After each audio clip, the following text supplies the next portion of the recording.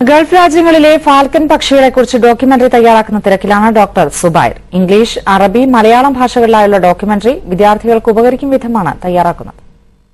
Falcon പക്ഷികളെക്കുറിച്ചുള്ള ഗവേഷണം doctor Zubair ആരംഭിച്ചത് 21 വർഷം മുമ്പാണ്. ഇന്ത്യയിലും വിദേശത്തും നിരവധി പ്രബന്ധങ്ങളും പ്രഭാഷണങ്ങളും അവതരിപ്പിച്ചു. കഴിഞ്ഞ 3 വർഷമായി ഫാൽക്കണുകളെക്കുറിച്ചുള്ള ഒരു ഡോക്യുമെന്ററി നിർമ്മാണത്തിലാണ് സുബൈർ. GCC രാജ്യങ്ങളിലുള്ള ഫാൽക്കണുകളെയാണ് ഇതിനായി ചിത്രീകരിക്കുന്നത്.